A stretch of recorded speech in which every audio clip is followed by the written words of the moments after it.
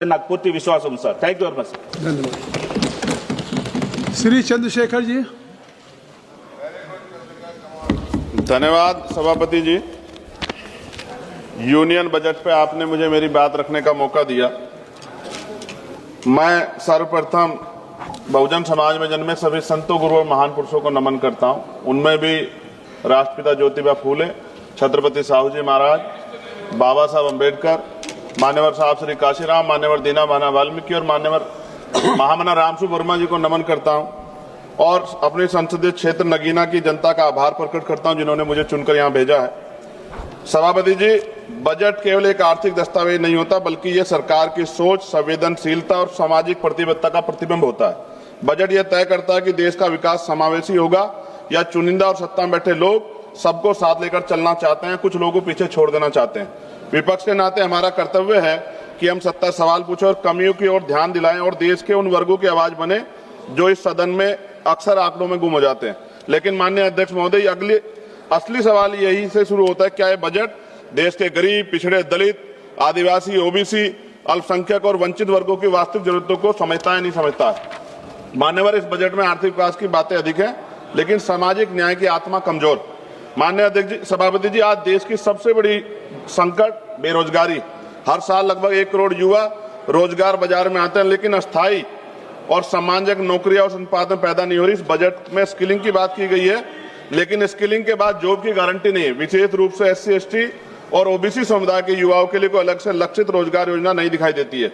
देश की लगभग 45% आबादी जो कृषि पर निर्भर है, जिसमें SC, ST, OBC समुदाय की भागीदारी सबसे अधिक है, लेकिन कृषि और GDP में योगदान 15% से कम किसान की औसत आय अब भी सिर्फ MSP कोई गारंटी सरकार की तरफ से नहीं दी गई है। सभापति जी, महंगाई का सबसे बड़ा असर गरीब, दलित, आदिवासी और पिछड़े वर्ग को पड़ता है। आर्थिक सर्वे के अनुसार शिक्षा व स्वास्थ्य की लागत पिछले 5 वर्षों में 30 से 40% बढ़ी है। खाद्य वस्तु कीमतें गरीब परिवारों की थाली को छोटा कर रही है, लेकिन इस बजट में इन वर्गों के लिए कोई सीधी राहत नहीं दिखाई देती। सभापति जी, SC, ST और OBC वर्ग के मुख्य रूप से सरकारी स्वास्थ्य ये वर्ग है, ये मुख्य रूप से सरकारी स्वास्थ्य व्यवस्था पर निर्भर है, लेकिन भारत आज भी स्वास्थ्य पर GDP का केवल 2% खर्च करता है और ग्रामीण और आदिवासी क्षेत्रों में डॉक्टरों की और अस्पतालों की भारी कमी है। इस बजट में सार्वजनिक स्वास्थ्य ढांचे को मजबूत करने के लिए कोई निर्णायक वित्तीय छलांग नहीं। सभापति जी, शिक्षा के माध्यम जिससे सामाजिक असमानता टूटती है, लेकिन इस बजट में शिक्षा पर खर्च GDP के लगभग 3% के आसपास और SC, ST, OBC के छात्रों की छात्रवृत्ति में देरी और अनिश्चितता बनी हुई है। शिक्षा गरीब परिवारों की पहुंच से बहुत दूर है।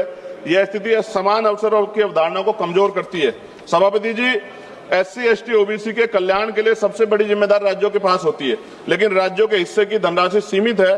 केंद्र द्वारा योजनाओं का बोझ अधिक संघीय ढांचे को कमजोर, सामाजिक न्याय को मजबूत नहीं कर रहा है एट प्रेजेंट टाइम। विपक्ष केवल आलोचना के लिए नहीं सभापति जी, हम समाधान प्रस्तुत करते हैं।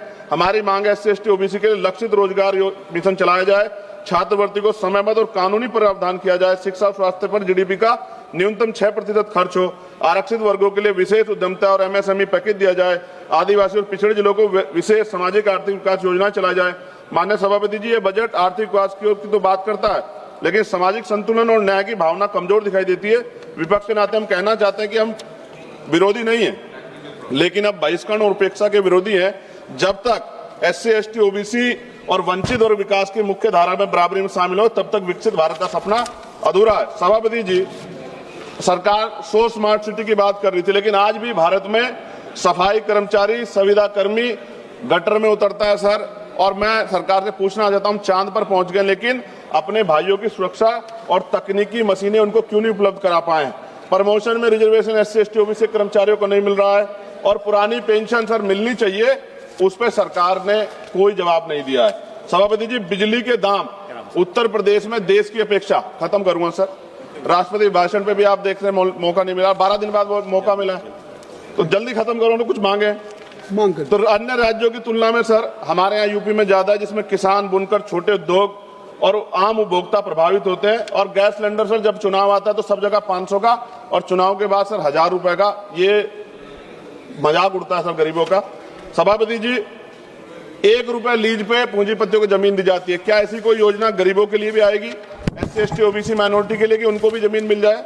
साथ साथ सरकार दिवाली, धार्मिक तमाम जो धार्मिक आयोजन है सर उन पे बजट देती है, लेकिन SC ST OBC के जो महापुरुष हैं सर, जैसे बुद्ध पूर्णिमा कार्यक्रम होता है, रविदास जयंती जी का कार्यक्रम होता है, अम्बेडकर जयंती का, फूले जयंती का, पेरियार जयंती का, बिरसा मुंडा जयंती का, इन तमाम उस पर तो कोई बजट नहीं आता सर। और BT एक्ट सर, बोध गया सौंपा जाना चाहिए बौद्धों को सर, बहुत दिन से उनका आंदोलन चल रहा है, कल से आंदोलन हो रहा है सर।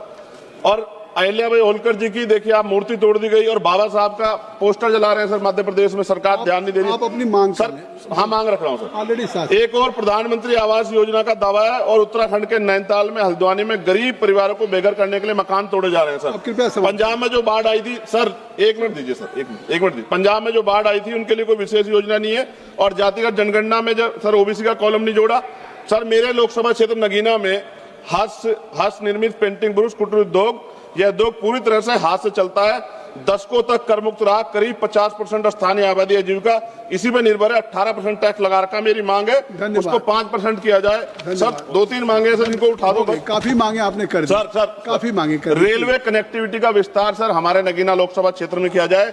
राष्ट्रीय और राज्य मार्गों सर, ग्रामीण क्षेत्रों में सड़कों की हालत बड़ी खराब है। जिला अस्पताल सर, वहां IIT IIM और एयरपोर्ट बनने की मांग हमने पिछली बार भी उठाई थी सर। अंत में लघु उद्योग सर, MSME का कोई प्रोजेक्ट जो ऐसा लगता है जैसे हम विपक्ष के लोग हैं तो हमारे लिए कोई योजना हमारे क्षेत्रों के लिए नहीं होगी सर। सबका साथ, और सबका कौशल विकास सर, युवाओं के लिए आधुनिक स्किल डेवलपमेंट सेंटर स्थापित किया जाए मेरे क्षेत्र में। लोकतंत्र की ताकत सवाल पूछने में है और संसद की गरिमा कमजोरी की आवाज उठाने में। मैं सर अंत में कहना चाहता हूँ SC ST OBC पे अन्याय कब रुकेगा? श्री कल्याण बनर्जी Sir, हो गई। the union budget of 2026-27